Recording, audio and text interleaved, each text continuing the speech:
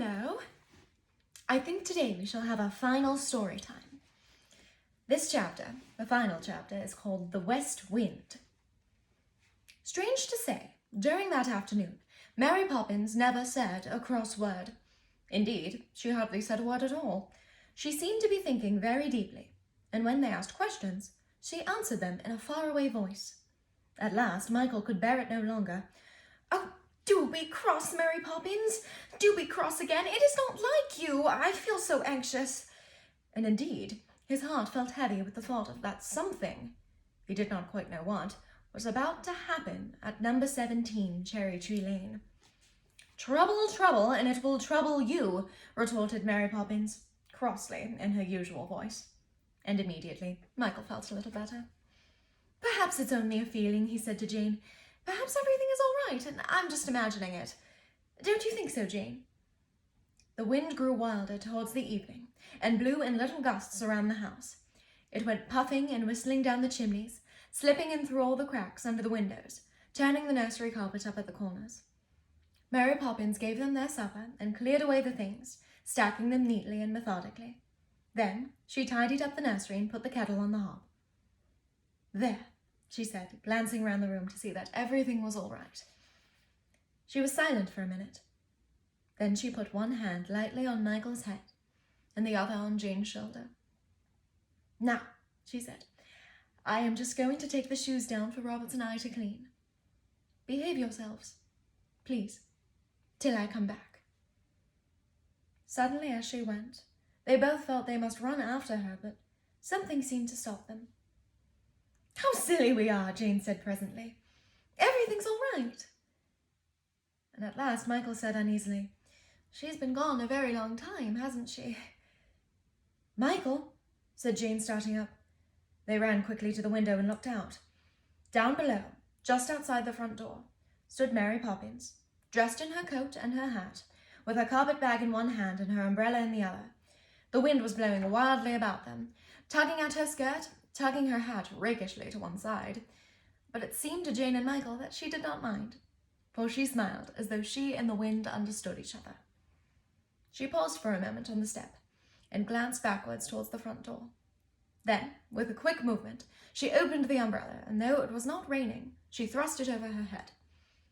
The wind, with a wild cry, slipped under the umbrella, pressing it upwards, and lifted the umbrella higher into the air, and Mary Poppins from the ground.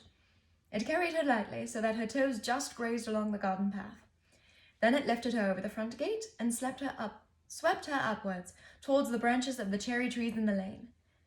"She's going, Jane!" cried Michael. "She's going!" "I wonder if we'll ever see her again," said Jane. Later that night, Mrs. Brill found a parcel under Jane's pillow. "What is it? Give it to me," said Jane, trembling with excitement, and she took it from Mrs. Brill's hand very quickly. At last, the wrapping fell to the floor, and the thing that was in the parcel lay in Jane's hand. "Oh," said Jane, "it's her picture." And it was. Inside a little curly frame was a painting of Mary Poppins, and underneath it was written, "Mary Poppins, by Bert." "That's the match, man. He did it," said Michael. Jane found suddenly that there was a letter attached to the painting. She unfolded it carefully. It ran, "Dear Jane, I left the compass for Michael, so the picture is for you. Au revoir, Mary Poppins." "Mrs. Brill," she called, "what does au revoir mean?" "Au revoir, dearie," shrieked Mrs. Brill from the next room. "Why, what does it mean? Let me see, I'm not up on these foreign tongues. Doesn't it mean God bless you?" No, I'm wrong. I think, Miss Jane, dear, it means to meet again." Jane and Michael looked at each other. Joy and understanding shone in their eyes. They knew what Mary Poppins meant. Michael gave a long sigh of relief. "That's all right," he said. "Mary Poppins always does what she says she will." The end. Well, that chapter wasn't as cheery as our usual chapters are, but I think it fits our last story time. Well, before I leave, I'd like to leave you with a few things. You'll probably see us in the future. My friends and I are trying to get a little concert storytime show ready for you. Something to do instead of this awful coronavirus. But I'd like to leave you with a few more things. Number one, please stay safe and stay clean. Wash your hands. Lastly, be kind to each other. Be kind to your family. Be kind to your friends. And even be kind to people who it's not easy to be kind to. Also, be kind to yourself, lastly. And it wouldn't be a Mary Poppins Storytime if I didn't tell you to have a supercalifragilisticexpialidocious day. And have a supercalifragilisticexpialidocious every day until we meet again. Au revoir.